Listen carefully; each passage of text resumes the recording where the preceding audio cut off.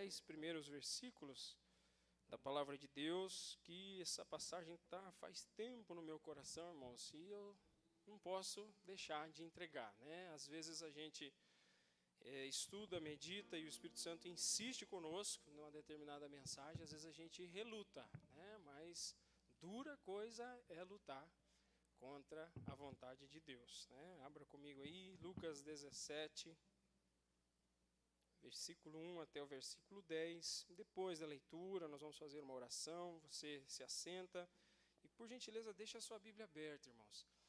Eu tenho por hábito, a minha forma de ministrar a palavra de Deus, uma pregação expositiva. A pregação expositiva, ela tenta extrair do texto a ideia principal e ela também ajuda os irmãos a aprenderem a como ler as Escrituras, irmãos. Tá? Eu sei que muita gente aqui já consegue ter uma boa leitura, compreender bem a palavra de Deus, mas a pregação expositiva ela vai te ajudar com que você consiga também, entendendo aqui a forma com que nós discorremos no texto, ler também em casa as Escrituras, a palavra de Deus, tá bom? Então, depois da leitura nós oramos, em seguida você se assenta e deixa a sua Bíblia aberta. Os irmãos acharam Lucas 17, amém?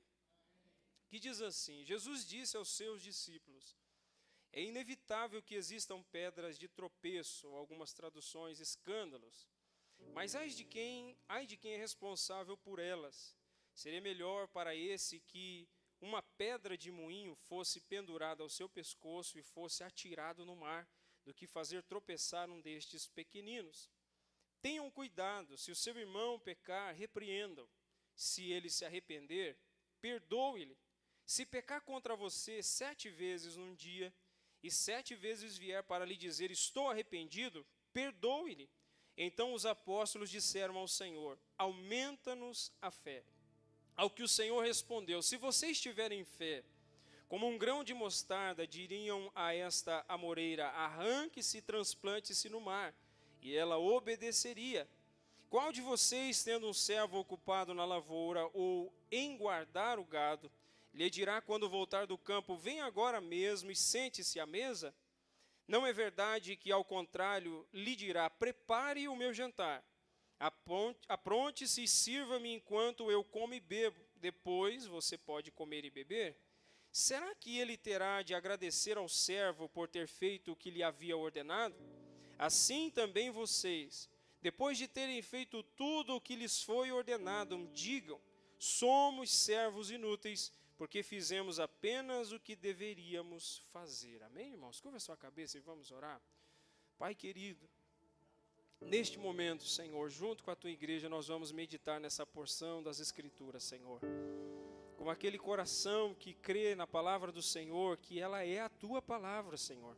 Com aquele coração simples, com aquela fé simples, olhando para este texto e entendendo, Senhor, que este texto inspirado, Senhor, há de falar aos nossos corações aqui nesta noite. Nós precisamos, como foi cantado, Senhor, ao decorrer deste culto, dizendo que precisamos estar preparados. E o ensinamento desta passagem, Senhor, é uma preparação da vida de cada um de nós, tanto para vivermos aqui aguardando a Tua vinda, como para nos prepararmos, Senhor, naquele grande dia quando o Senhor aparecerá no céu e reunirá os seus eleitos dos 4 cantos da terra para estarem para sempre contigo. É nessa esperança e nesta fé que nós oramos pedindo e já agradecendo em nome de Jesus. Amém, queridos? Tome assento, por gentileza. Glória a Deus. Eu gostaria de meditar com os irmãos nessa passagem, debaixo do tema 4 virtudes de bons servos inúteis. Você entendeu o tema? 4 virtudes de bons servos inúteis. Essa passagem que está diante de nós, ela faz parte de um contexto maior, onde Jesus já pronunciou aquela parábola do filho pródigo que nós meditamos no domingo passado. E em alguns momentos aqui, nesse decorrer do capítulo 16 até chegar no capítulo 17, Jesus teve mais embates com os fariseus. E é dentro deste contexto de embate que ele começa a propor para os discípulos esse ensinamento. E quando nós observamos dentro deste ensinamento de Jesus, nesses 10 versículos nós encontramos 4 virtudes de servos inúteis. A primeira virtude que nós encontramos dentro dessa passagem, ela se encontra no versículo 1 e 2, aonde Jesus vai dizer que os seus discípulos, eles são aqueles que não causam problemas ou escândalos. Para que nós entendamos aqui, provavelmente há muitas traduções dos irmãos, a palavra que aparece aí é escândalo, mas uma boa tradução seria tropeço. Para que os irmãos entendam o significado dessa palavra tropeço, quem sabe os irmãos mais antigos vão entender disso. Alguém dos irmãos já ouviu falar em alçapão, de pegar passarinho? Já ouviu? Tem bastante gente, irmão. Acho que quando era criança não era só eu que me divertia com essas coisas, né? Eu me lembro que quando eu era adolescente tinha um menino, né, um colega nosso, que ele gostava muito de pegar passarinho. E tinha um primo meu que quando via aquele menino chegando, ele dizia assim: lá vem o passarinheiro. Porque o menino só sabia conversar desse tipo de assunto. Eu peguei tal passarinho, né? E ele falava o nome dos passarinhos lá, mas a gente já não aguentava mais, tadinho, tanto ele falar de passarinho.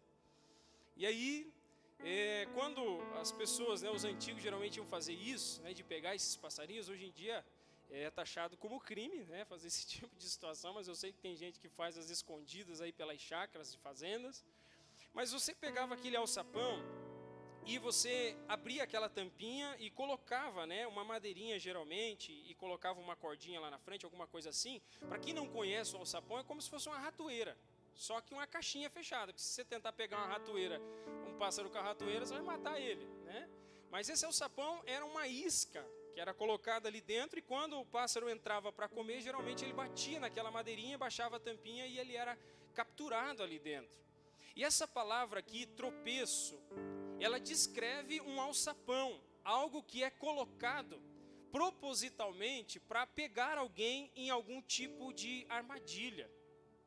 E é interessante observar, porque pelo contexto onde esse verso está colocado, provavelmente Jesus está direcionando essa palavra, dizendo que não se deveria, de alguma forma, colocar tropeço diante de alguém, mas que os tropeços existem.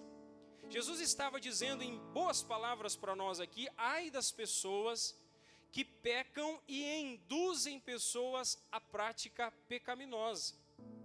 Porque Jesus vai dizer para nós aqui que é inevitável que existam tropeços. É inevitável que as pessoas venham a cair em alguma falta. Bom, nós somos seres humanos aqui dentro dessa igreja, e como seres humanos nós estamos fadados a em algum momento errar. É claro que nós não nutrimos no nosso coração a ideia assim: então se eu vou errar mesmo, eu não vou fazer qualquer tipo de esforço para não errar. Não, de forma alguma. Porque 1 João capítulo 3 vai dizer para nós que aqueles que nasceram de novo, eles não vivem na prática do pecado. Então o que caracteriza um cristão que nasceu de novo é alguém que vive uma vida vitoriosa contra o pecado. Mas se eu perguntasse para os irmãos aqui, o que é pecado, irmãos?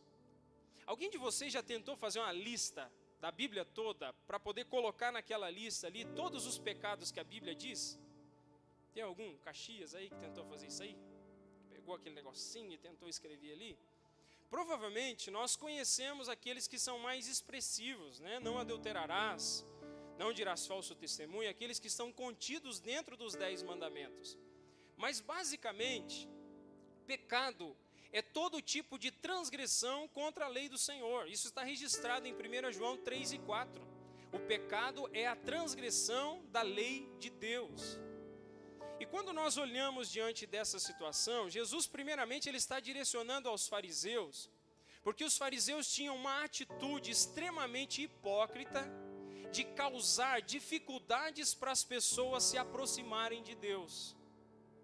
Na mentalidade, muitas vezes, dos fariseus, eles davam a entender ao povo que eles eram uma classe ou uma casta de pessoas mais espirituais do que o restante do povão e que tinham acesso especial diante de Deus.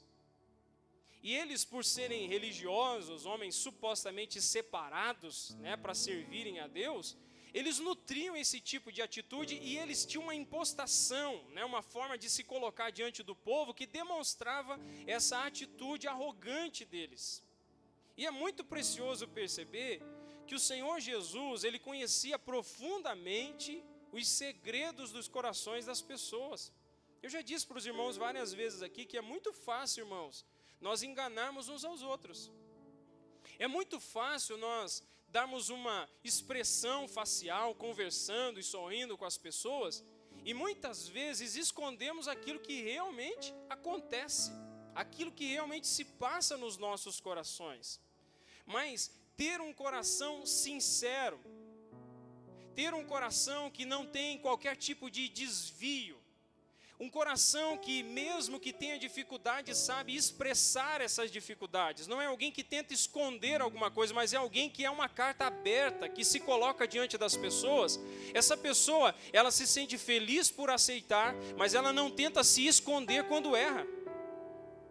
É um grande perigo. Até achei muito interessante aqui o que o presbítero Aldemir falou, né, sobre essa questão de nós entendermos a realidade de pessoas que se achegam, né, da questão do pecado, que muitas vezes as pessoas pensam que nós precisamos ser perfeitos para poder se aproximar de Deus, mas Jesus disse que Ele veio não para os sãos, Ele veio para os doentes. Ele veio para aqueles que se deram conta de que jamais podem, pela sua própria força, alcançar a graça e o favor de Deus. E é impressionante como Jesus vai demonstrar isso para as pessoas. E aqui nessa passagem, ele vai colocar essa expressão dele sobre essa forma com que ele recebe as pessoas, dizendo: vão ter pessoas que vão tentar causar dificuldades para que as pessoas se acheguem até a Deus. Vão existir aqueles que vão causar empecilhos para que as pessoas possam se aproximar de Deus, de fato e em verdade. E eu queria aqui nesse primeiro ponto meditar com os irmãos em duas coisas muito preciosas que nós precisamos sempre meditar. Se eu perguntasse para os irmãos o que faz de nós pessoas aceitáveis diante de Deus? O que nos faz ser recebidos pelo Pai? Será que é porque nós somos de alguma forma bons? Será que existem algumas pessoas que têm privilégios com Deus que outras jamais poderão ter? Será que um pastor, um presbítero, um diácono, um líder de ministério é alguém que tem mais intimidade com Deus do que alguém que necessariamente não está envolvido em algum tipo de liderança na igreja? Queridos, eu queria dizer para você que a mesma porta que se abre nos céus, quando eu dobro os meus joelhos para falar com o Pai Celestial, é a mesma porta que se abre quando você dobra os seus joelhos para falar com o Pai Celestial. Eu não tenho uma senha secreta. Eu não tenho um jeitinho brasileiro de furar fila e dizer, a oração do pastor pode ser primeiro do que a das demais pessoas. Não. Nós oramos juntos. E o mesmo Pai que ouve a minha oração é o Pai que ouve a tua oração também. E uma perguntinha aí básica para os irmãos: quanto tempo faz que o Pai não tem ouvido a tua oração? Será que é recorrente? Eu sei que tem irmãos aqui que têm os pais vivos ainda, e às vezes quem tem o pai vivo, a mãe viva, às vezes não se lembra de dar muita atenção para eles. Aí quando morrem, daí a gente diz assim, se tivesse eles aqui eu ia ligar para eles todo dia, mas quando estava vivo não ligava, esperou morrer para poder decidir que ia ligar. E é interessante que ainda mais além do quanto nós necessitamos ter o contato com os nossos pais aqui da terra, nós precisamos ter um contato com o Pai Celestial. O contato com o Pai Celestial nos ajuda a sermos aqueles que não causam problemas e dificuldades no caminho de outras pessoas.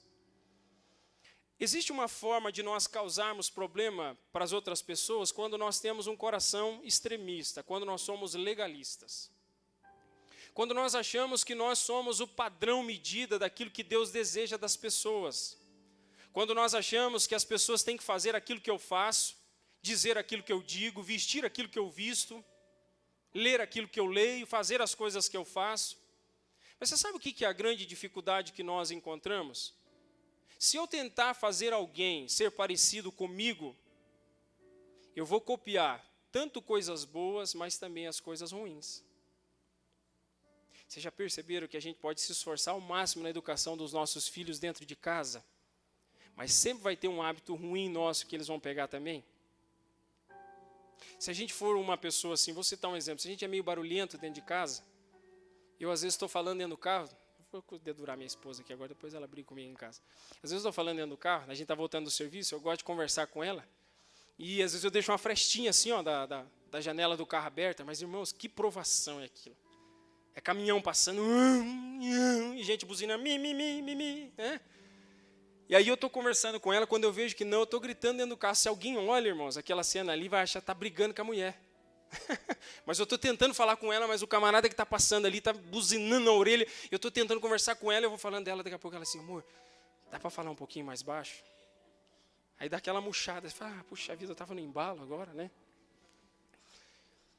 E às vezes, esse tipo de atitude, a gente é meio barulhentão, a minha família é assim, né? A gente vai conversar, se você se reúne com aquele povaréu todo ali, gente, é uma coisa tremenda, só pela misericórdia. Ou você entra junto, ou você diz, estou indo embora, que eu não aguento esse povo doido. É um falando mais alto do que o outro.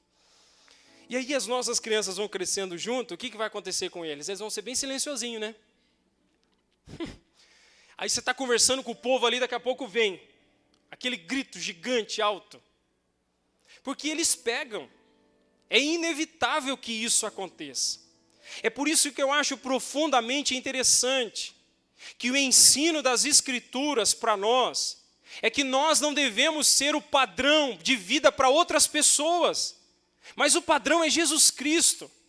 Eu acho muito precioso o que Paulo diz em 1 Coríntios, capítulo 11, o versículo 1, onde ele diz, sede meus imitadores como eu sou de Cristo.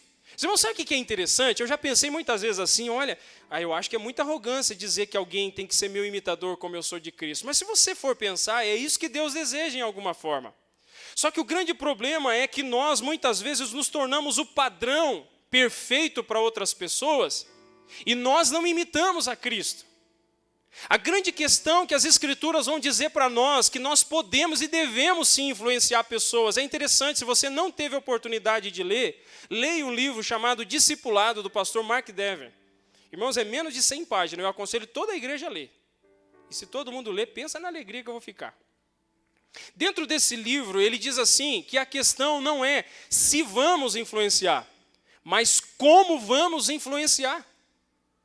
Porque todos nós influenciamos de alguma maneira, todos nós impactamos a vida de outras pessoas, mas nós só seremos aqueles que não criam tropeço na vida das outras pessoas, quando nós seguimos a Jesus e as pessoas que nós ajudamos são impactadas pelos exemplos que nós recebemos de Jesus e transmitimos para elas. Por isso eu queria dizer para você, imite a Jesus Cristo, viva bem pertinho dele todos os dias da sua vida. Não seja alguém que teve uma aliança com Jesus, mas com o passar dos dias se afastou dele. Volte a ter esse relacionamento com ele. Volte a abrir as Escrituras todos os dias e meditar na palavra de Deus. E quando você estiver lendo a palavra de Deus, deixa que ela influencie o teu coração e transforme a tua vida.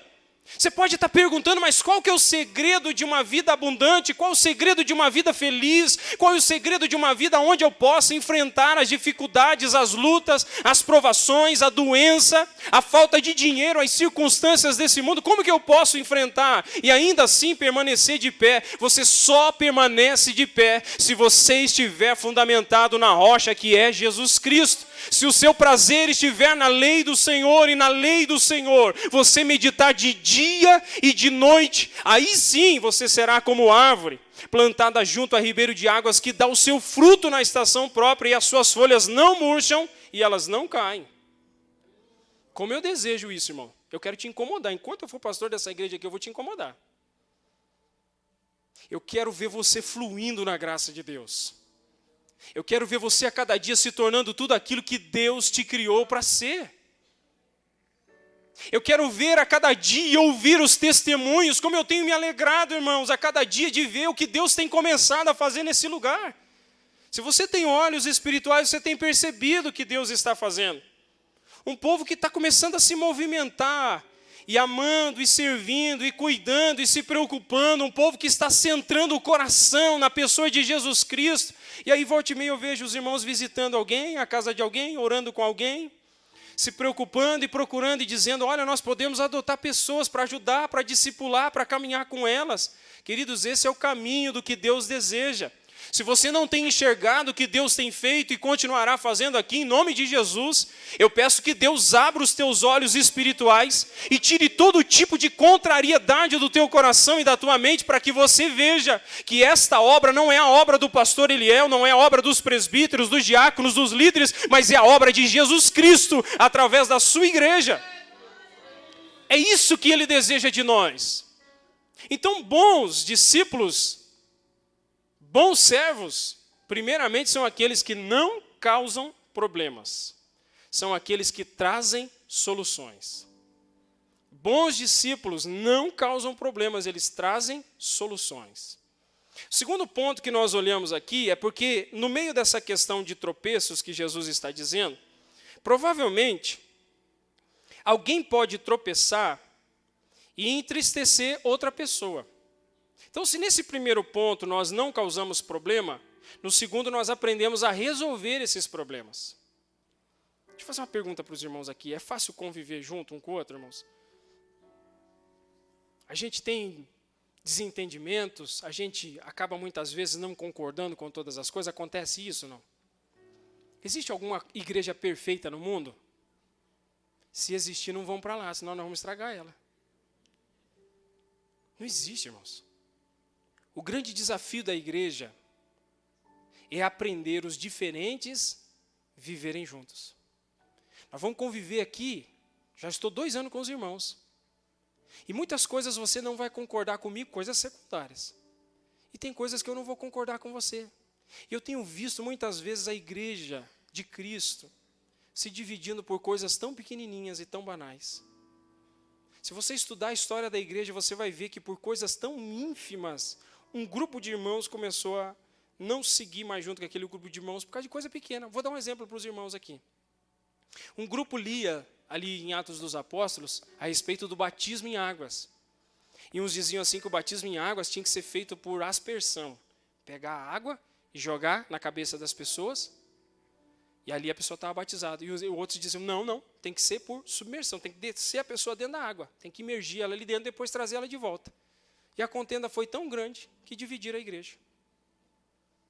Aí depois, aquele mesmo grupo que tinha que batizar só por imersão, começou a discussão se a água tinha que ser quente ou tinha que ser gelada. Dividiram de novo. Os irmãos percebem que coisas muito pequenas às vezes acabam rachando a comunhão do povo de Deus. Mas a grande bênção que Deus nos dá é nós vivemos juntos e não sermos uniformes. Bom, nós não somos uniformes. Cada um de nós tem uma característica, uma fisionomia, um tipo de cabelo, uma cor de pele, um tipo de olho, um tipo de estrutura física. Mas nós somos diferentes. Sabe o que é uniforme? Se você sai ali, por exemplo, no final da aula do colégio do Baldo aqui, de dia, né? De noite não dá, porque todo mundo, cada um com a roupa, né? De noite ninguém respeita nada, né? Mas de dia, se você chega ali, você vai perceber que está todo mundo com aquele uniformezinho. Nem sei que cor que é mais. Antigamente era amarelo, depois passou para azul, nem sei o que está mais. Cinza agora. Você sai ali, está todo mundo bonitinho, está todo mundo uniforme. Mas você vai perceber que Deus, o que Ele deseja de nós não é que nós sejamos uniformes. O que Deus deseja é que nós sejamos unidos. Quando Jesus, em João 17, vai orar ao Pai, aquela oração sacerdotal, Ele vai pedir e dizer, Pai, que eles sejam perfeitos em unidade. Unidades são diferentes, aprendendo a conviver juntos. E nessa convivência, irmãos, nós vamos se magoar um com os outros.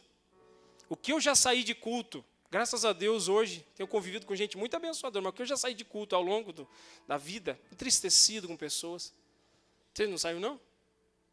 Alguém às vezes pisou no teu calo. Lá tem gente santa aqui, irmãos. Por isso que é difícil pregar em igreja assim. Irmão, é difícil. Mas não acontece às vezes de alguém fazer alguma coisa e aquilo parece que fica engasgado na garganta? O que a gente faz quando isso acontece? A gente geralmente, ao invés de dar ouvido à voz de Deus, a gente começa a dar ouvido à voz da carne e a gente começa a dizer, não, com esse aqui eu já não ando mais. Você perdoou ele ou ela? Perdoei, mas não quero mais perto de mim. Fique imaginando comigo aqui a seguinte questão, irmão. Você imagine se Deus fizesse assim com a gente? Você imagina se Deus falasse assim, olha, eu até te perdoo, o Eliel, mas eu não quero mais perto de mim, não quero que você esteja mais perto de mim. O que ia acontecer comigo? Miserável homem que sou. Ia ficar sozinho, ia ficar abandonado nesse mundo. E nós já dissemos aqui que uma pessoa abandonada sem o auxílio e a presença de Deus é como viver no inferno. Porque estar na presença de Deus é estar no céu. Estar longe da presença de Deus é estar no inferno. E Deus nos recebe e nos aceita. E Paulo vai dizer aos Efésios, no capítulo 4, ele vai dizer, assim como Deus vos perdoou em Cristo Jesus e recebeu vocês, vocês têm que perdoar também uns aos outros. Se tem uma coisa que é difícil, irmãos, é perdoar, não é? Olha que interessante aqui, porque essa passagem está dizendo para nós, né? Jesus vai dizer no versículo 3 e 4, tenham cuidado, se o seu irmão pecar, repreendam, se ele se arrepender, perdoe-lhe. Se pecar contra você 7 vezes num dia, no mesmo dia, e 7 vezes vier e lhe dizer, aí disser para você, eu estou arrependido, perdoe-lhe. Irmão, 7 vezes, no mesmo erro e pedir perdão para você, o Senhor está dizendo, perdoa. Perdão para o cristão não é opcional. Às vezes eu vejo pessoas dizendo, olha, eu escolhi não perdoar fulano, o prejuízo é teu. É como se você abrisse a porta do teu coração, enfiasse o nome do fulano dentro do teu coração e trancasse lá dentro. E aquilo se tornasse um veneno na tua alma, porque você não libera o fulano dentro do teu coração. Essa palavra sobre perdão, irmãos, ela é sempre necessária no nosso meio. Porque provavelmente em muitos que estão aqui nessa igreja hoje, se eu perguntar, tem alguém aí que se você pensar, dá um gelinho na tripa? Tripa está aqui, irmãos, tá? É na barriga, né? Se você pensa naquela pessoa, você já começa a dar uma coisa estranha. O mal ali dentro. Eu acho muito interessante que a estratégia bíblica para vencer o rancor, a mágoa, todo tipo de ressentimento dentro de nós, é como Paulo dizendo, lá em Romanos 12, 21. Ele diz assim, não deixem ser vencidos pelo mal, mas vença o mal com o bem. Você sabe o que Paulo está dizendo ali? O mal de tentar fazer com que o meu coração se ofenda, se magoe, se entristeça, está tentando dominar a minha vida e a minha alma. E Paulo está dizendo, você sabe como que você vence isso? Deixando quieto? Irmão, ninguém deixa quieto a ofensa. Ofensa você lida com ela. Você já tentou lidar com a ofensa? Alguém te ofendeu, falou alguma coisa de você? Você vai para casa e diz assim, não vou nem pensar nisso.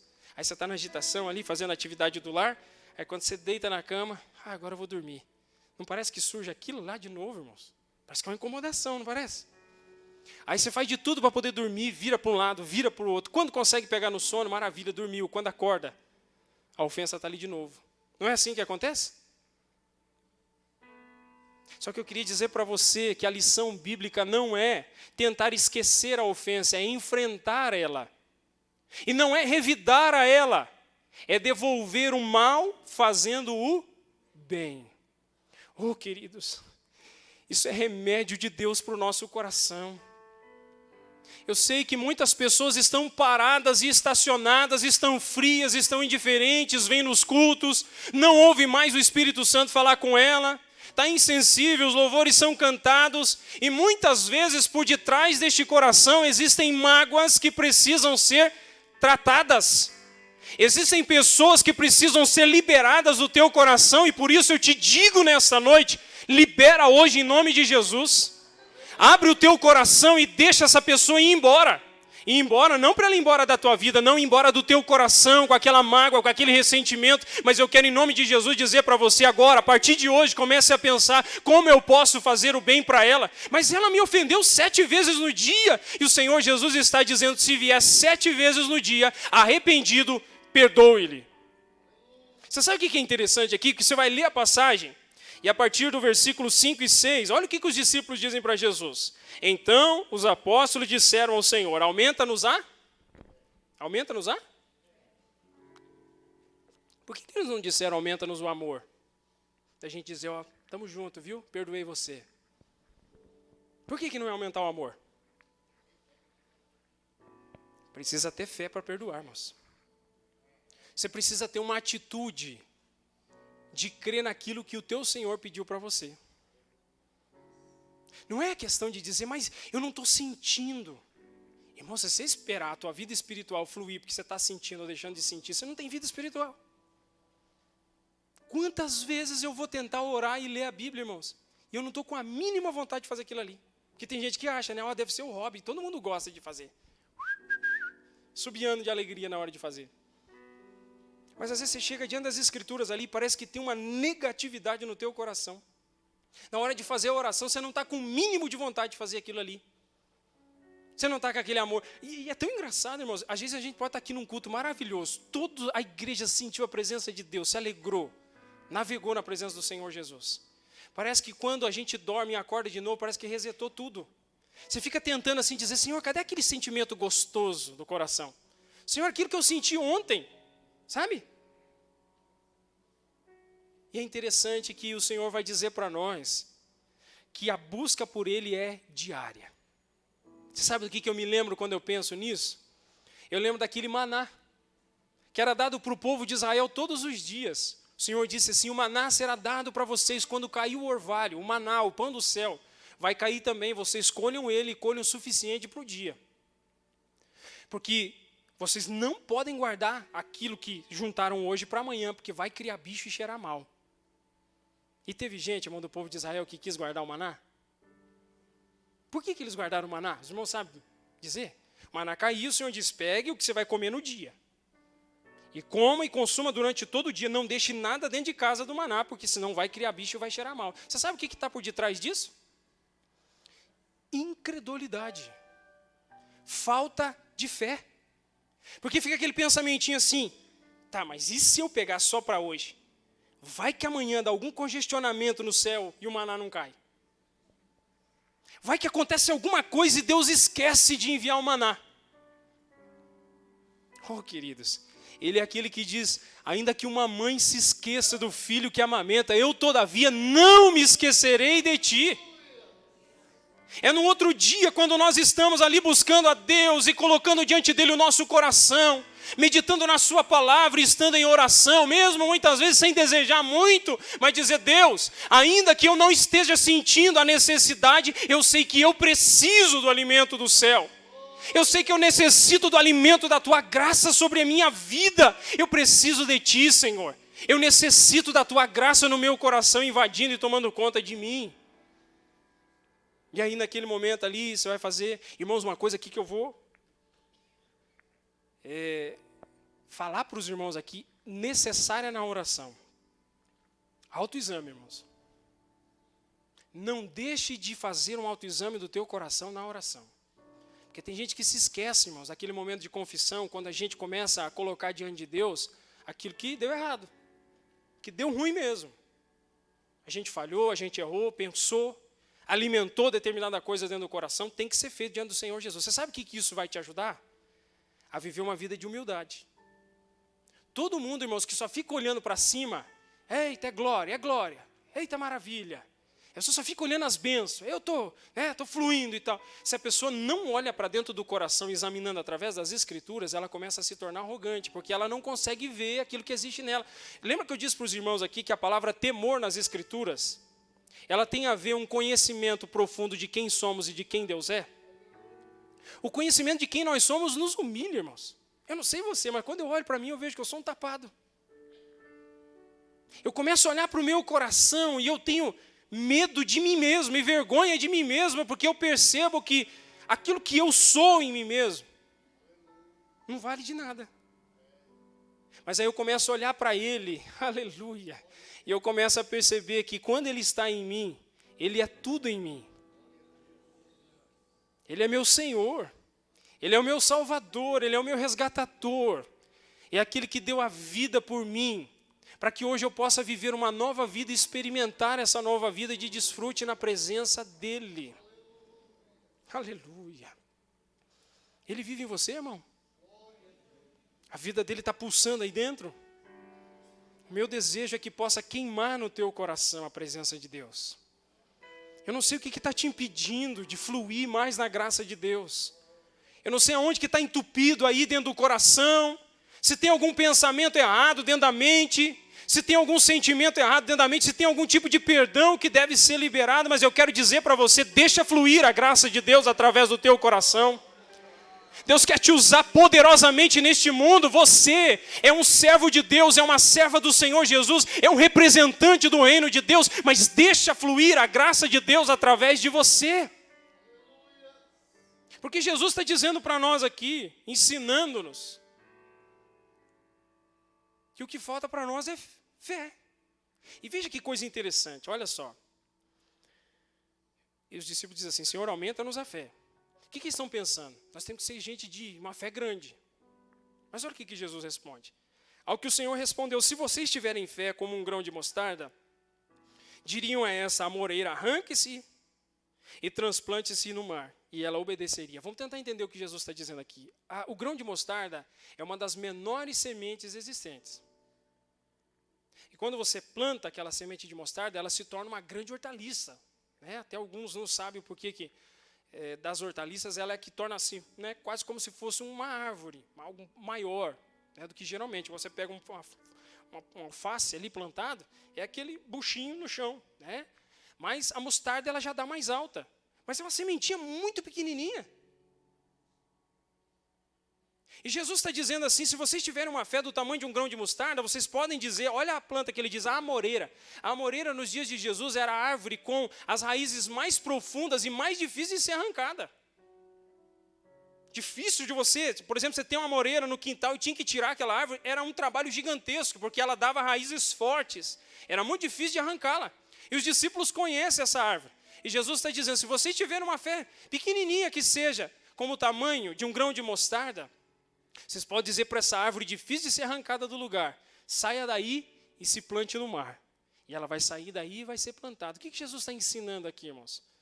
Não é que nós vamos sair por aí transplantando árvore. Daqui a pouco, como eu gosto de ameixa amarela, eu vou na casa de algum dos irmãos e digo, eu quero essa ameixa no meu quintal. Isso aí é Zeca Pimenteira, isso aí é zoiudo.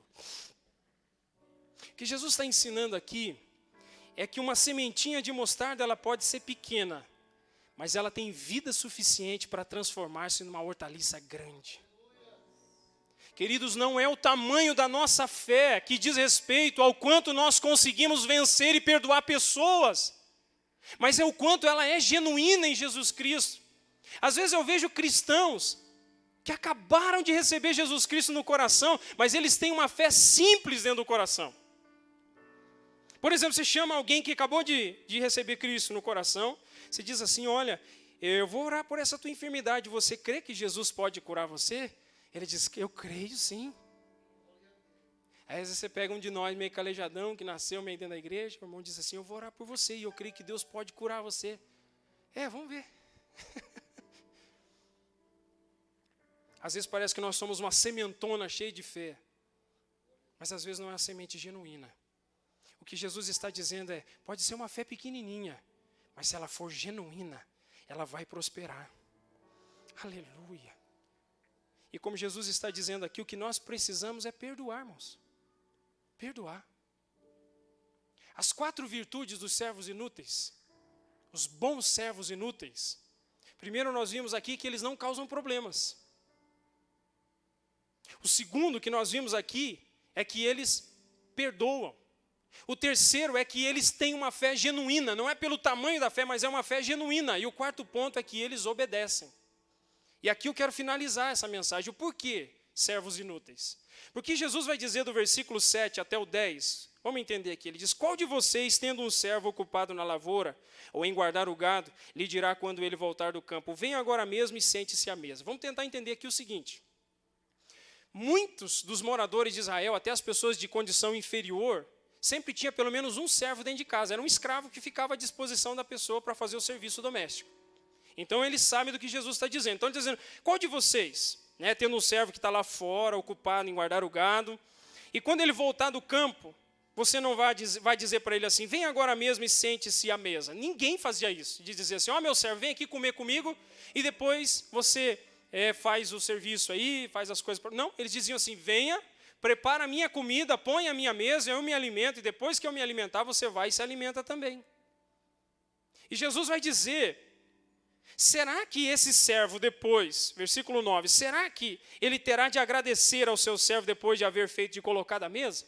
Nenhum servo agradecia, nenhum senhor agradecia o servo por ter colocado a mesa de comida diante dele, era obrigação do servo. Ele não fez mais do que a obrigação. Jesus diz no verso 10, assim também vocês, depois de terem feito tudo o que lhes foi ordenado, digam, somos servos inúteis, porque fizemos apenas o que deveríamos fazer. O que Jesus está dizendo para nós aqui? Que quando nós começarmos a abrir o nosso coração e perdoarmos pessoas, nós não estamos fazendo mais nada do que a nossa obrigação. Não adianta pegar o celular, ir lá na casa do fulano e dizer, hoje a gente se perdoou aqui. Dá um sorriso aí, fulano, para demonstrar que a gente está em paz. E tentar dizer, Deus, viu lá que eu fiz? Está dizendo assim, você não fez mais nada do que a tua obrigação. Mas como nada que a minha obrigação? Ele vai dizer, eu não perdoei todos os teus pecados? Ele perdoou todos os nossos pecados, irmãos. Até mesmo aqueles que eu ainda nem cometi. Aqueles que porventura eu venha, infelizmente, a tropeçar, Ele já pagou por esses pecados também. Então, quando eu perdoo você, quando por algum motivo, isso pode acontecer, às vezes a gente se entristece um com o outro. O que Ele está dizendo? Perdoe. Mas, Senhor, eu não estou sentindo. Ele diz, creia, porque você tem que obedecer pela fé. É por isso que eu quero finalizar essa mensagem aqui com 2 palavras para você. Tá? Servos inúteis são os que servem por gratidão e por fé. O que nós fazemos um pelo outro é resposta de gratidão diante de Deus, dizendo, Deus, eu sou tão grato ao Senhor, que eu vou ajudar o meu irmão, eu vou perdoar o meu irmão. Ele me fez o mal, mas eu vou retribuir com o bem. Ele me fez algo que me feriu e que me entristeceu, mas eu quero retribuir, praticando algo que vai ajudá-lo. E eu quero, nessa última colocação, dizer para você o seguinte, eu gostaria de intimar você. Eu tenho essa responsabilidade como pastor dessa igreja, de poder instigar o teu coração e dizer para você, existe alguém que você tem que acertar alguma situação? Existe alguém que você precisa pedir perdão? Que você tem olhado de olho torto, tem medido aquela pessoa, tem sido preconceituoso contra ela? Que você ofendeu aquela pessoa ou que ela te ofendeu? Eu quero dizer para você, vá diante dela e acerte isso em nome do Senhor Jesus. Assim como Deus nos perdoou, nós devemos também perdoar uns aos outros. Amém, queridos? Presta atenção no que eu estou dizendo para os irmãos, porque o Espírito de Deus nunca traz uma mensagem para a igreja que seja inútil. Pode ser que ainda não surgiu a adversidade, você está tranquilão, está tudo resetado dentro do teu coração, mas amanhã a semana começa de novo, não começa? Aí vai falar, lá vem o pastor jogar praga. Não é não. A gente vai conviver com pessoas, a gente vai conviver com gente dentro do nosso lar, no nosso trabalho, com vizinhos. Não tem vez que os vizinhos fazem uns negocinhos meio ruinzinhos para nós também? Né? Mas eu queria dizer para você, abra o teu coração. Deus quer usar a tua vida, mas não deixe nada encarcerado aí dentro do teu coração e da tua alma. Libere isso aí. Libere isso em nome de Jesus. Eu tenho certeza que a graça de Deus vai voltar a fluir em nome de Jesus no teu coração. Amém, queridos? Vamos se colocar de pé? Louvado seja teu nome santo, Senhor. Aleluia. Querido Pai, nós estamos diante de Ti, Senhor. Completamente quebrantados, Senhor, porque nós somos tão fracos, Senhor. Estamos diante de desafios constantemente, seja dentro do nosso lar, seja no trabalho, seja na igreja. E nós sabemos que muitas vezes, Senhor, esses entulhos malignos, Senhor, de rancor, de mágoa, de ressentimento, vêm subindo na alma e muitas vezes querem se encalacrar ali dentro, Senhor, e vão se tornando entulhos que atrapalham o fluir da Tua graça, mas em nome de Jesus, eu quero pedir, meu Deus, que o Teu Espírito Santo possa levar o nosso coração a cada dia, Senhor, a aprendermos a zerar a conta, a sermos aqueles que entendem, Senhor, que não é porque sentimos que devemos perdoar, mas é porque nós devemos obedecer a Tua vontade, obedecer o Teu querer, ouvirmos, Senhor, que servos devem muitas vezes, Senhor, servir de exemplo, Senhor, para outras pessoas que não conseguem perdoar, quem sabe diante de nós haverão pessoas que nem cristãs são, que nem sabem sobre este mandamento de perdoar, mas que nós sejamos o exemplo, que nós liberemos perdão, que não permitamos que nada, Senhor, na nossa alma e no nosso coração se torne um empecilho para desfrutarmos ainda mais da Tua graça e do fluir do Teu Espírito Santo em nós, Pai. Eu oro agradecido em nome do Senhor Jesus. Amém, queridos? Aleluia. Toda a terra e cantemos, poder, majestade, louvores ao Rei, montanhas se prostrem. Aleluia. Glória a Deus. Queridos irmãos, a Mandiva acabou de dizer aqui que a Marli veio aqui à frente porque ela está recebendo o Senhor Jesus Cristo no coração dela. Você pode dizer amém? Aleluia.